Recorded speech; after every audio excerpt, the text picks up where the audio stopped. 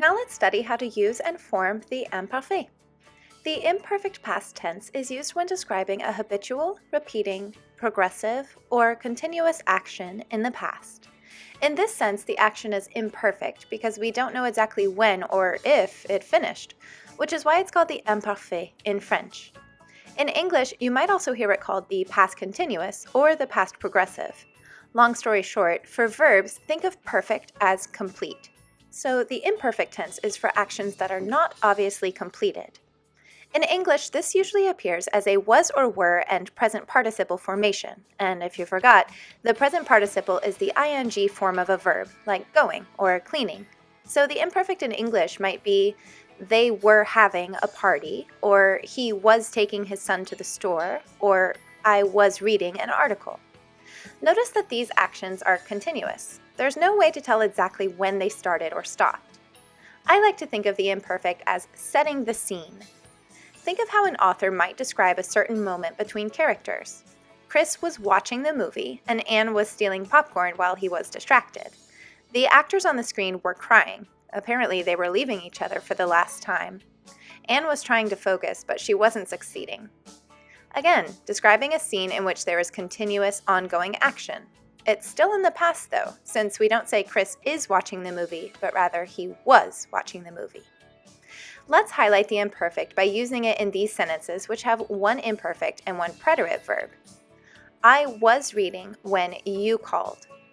Setting the scene with a continuous, ongoing, incomplete action. I was reading. But you called, and then that was that. Your call, in comparison to my reading, was crisp and easy to assign a time to. Maybe it was at, say, 4:30 p.m. I was reading is in the imperfect, and you called is in the preterite. How about this one? He broke his arm while he was snowboarding. What do you think?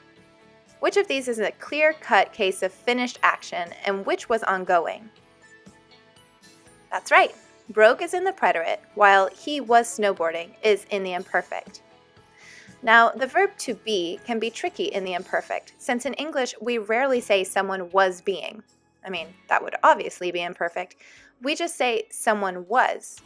This choice between preterite and imperfect will have to be based on context, that is, the rest of the sentence.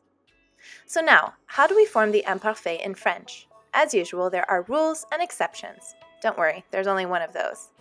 First, the rules. Step 1, get the new form of the verb in the present tense. Step 2, drop the ONS. And step 3, add these endings. AIS, AIS, AIT, IONS, IEZ, and AIENT. Pronunciation alert, all of these are pronounced the same way, A, despite their different spellings. But the good news is these rules apply no matter what type of verb we started with, ER, IR, RE, all the same. So how about an example? Boire means to drink. The present tense conjugation chart looks like this.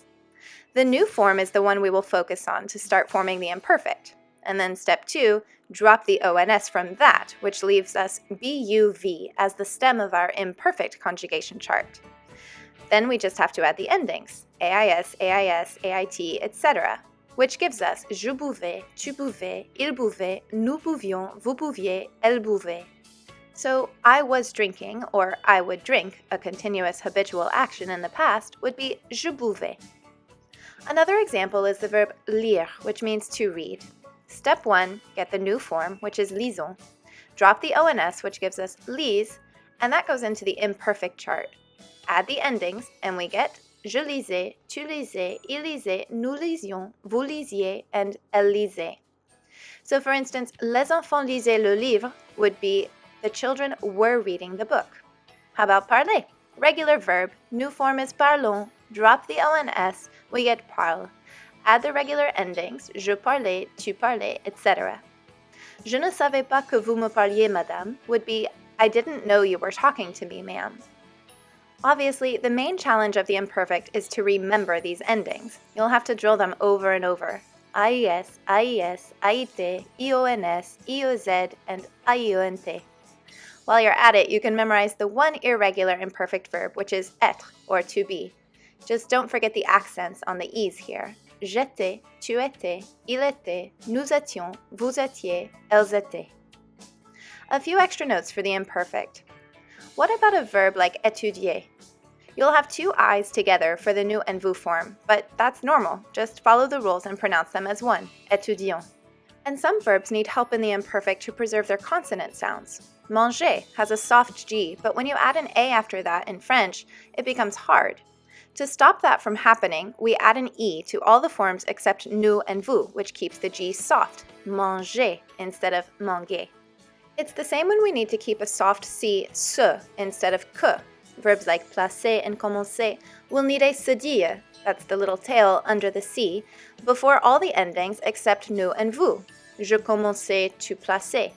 If we didn't do that, the A after the C would sound hard, que, but we want it soft, so we add the cedille.